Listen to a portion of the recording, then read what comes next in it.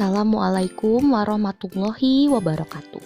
Apa kabar Ananda Solih dan Solihah? Semoga selalu diberikan kesehatan ya. Baiklah, pada hari ini kita memasuki tema 8, subtema 1, pembelajaran 2. Selamat belajar. Hari itu, Edo mendapat tugas untuk menyiapkan sebuah lagu daerah. Lagu itu akan dinyanyikan di depan teman-teman sekelasnya. Edo dan keluarganya berasal dari Papua. Edo teringat lagu daerah di lingkungan tempat tinggalnya yang berjudul Yamko Rambe Yamko. Nah, mari kita simak ya lagunya berikut ini.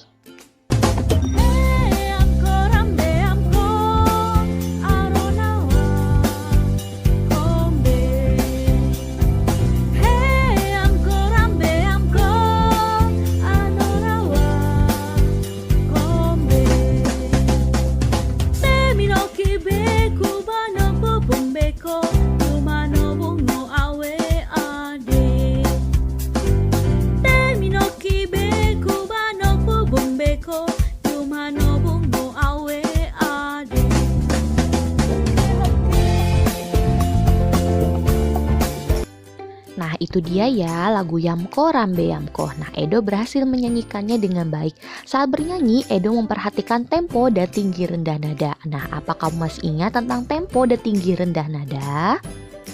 Tempo adalah cepat lambatnya lagu dinyanyikan. Tempo dibedakan menjadi 3 macam, yaitu tempo cepat, tempo sedang, dan tempo lambat.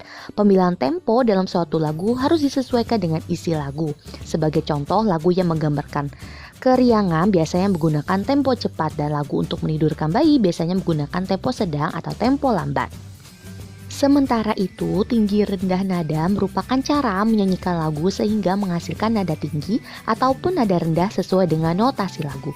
Nah, berikut ini urutan tinggi rendah nada yang disebut tangga nada dengan notasi angka dan notasi balok. Perhatikan ya.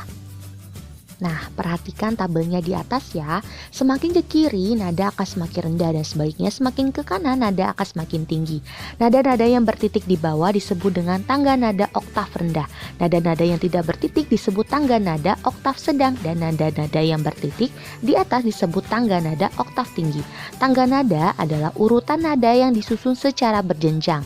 Susunan nada yang berurutan naik atau turun disebut dengan tangga nada. Nah, sebagai contoh, pada notasi angka lagu Yamko Rambe Yamko menggunakan nada tinggi dan nada sedang. Nada rendah tidak digunakan dalam notasi lagu Yamko Rambe Yamko. Nah, makna lagunya merupakan lagu yang bertemakan peperangan. Lagu ini menceritakan tentang pertikaian yang terjadi di dalam negeri. Pelantun lagu ingin menjadi bunga bangsa atau pahlawan yang rela berkorban sampai mati untuk mempertahankan NKRI dari penjajah. Selanjutnya, mari kita simak dongeng berikut. Kasuari memiliki badan besar dan sayap lebar. Dia mampu terbang tinggi, namun Kasuari amat serakah. Dia memetik banyak sekali buah yang telah masak.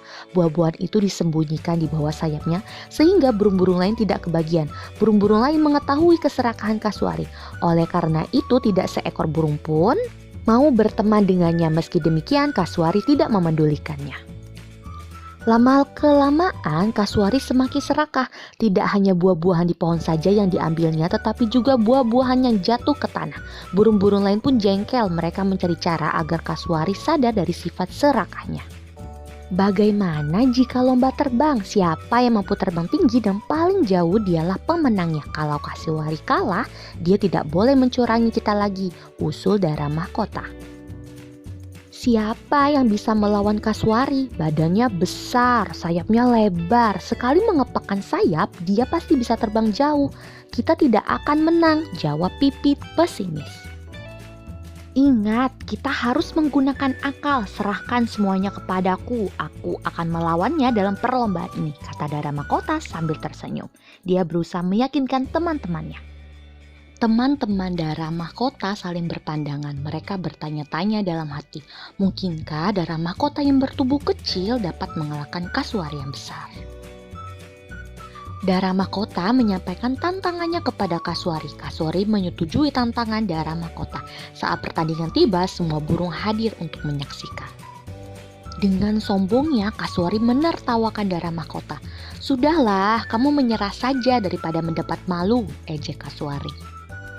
Dara Mahkota bergeming. Siapa yang tertawa belakangan, dia yang menang, sahut Dara Mahkota. Kasuari dan Dara Mahkota pun bertanding. Mereka melesat dengan kencang. Kasuari terbang cepat sekali. Sesekali Kasuari menoleh Dara Mahkota yang berada di belakangnya. Dia takut jika Dara Mahkota menyusulnya. Saat asyik menoleh, tiba-tiba brak! Kasuari menabrak batang pohon, sebelah sayapnya pun patah.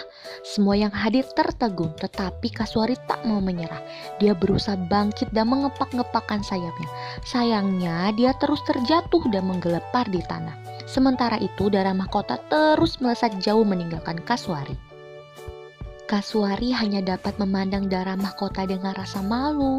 Sekarang dia baru tahu rasanya menjadi makhluk lemah. Selama ini dia selalu merasa menjadi burung terhebat. Namun dalam sekejap dia tidak mampu terbang lagi. Beberapa burung lain turun ke tanah. Mereka membantu Kasuari. Kasuari semakin malu karena selama ini dia telah mencurangi mereka. Sejak saat itu Kasuari sadar dan mengubah perilakunya. Namun sayang sekali sejak saat itu pula Kasuari tidak bisa terbang lagi, dia harus mencari makan di tanah. Nah, ada berbagai jenis cerita fiksi. Nah, yang pertama ada cerita jenaka, adalah cerita pendek yang berisi kebodohan atau kecerdikan seseorang dan menimbulkan senyum atau tawa bagi pembaca atau pendengar. Selanjutnya, mite adalah cerita berhubungan dengan kepercayaan suatu benda, peristiwa gaib, alam gaib, atau dipercayai mempunyai kekuatan gaib seperti dewa, peri, dan Tuhan. Lalu ada fabel, yaitu cerita dengan tokoh-tokoh binatang yang diceritakan hidup dan bermasyarakat seperti manusia.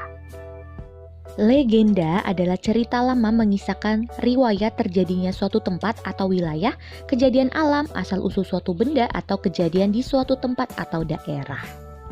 Saga adalah cerita lama yang mengandung unsur sejarah, misalnya kepahlawanan, contoh Calon Arang dan Lutung Kasarung.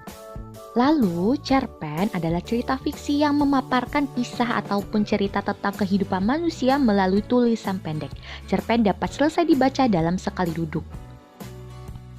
Novel adalah cerita fiksi yang panjang dan mengandung rangkaian cerita kehidupan seseorang dengan orang di sekelilingnya dengan menonjolkan watak setiap tokoh. Selanjutnya, mari kita identifikasi jenis cerita fiksi asal mula Telaga Warna dengan Kasuari dan Dara Mahkota.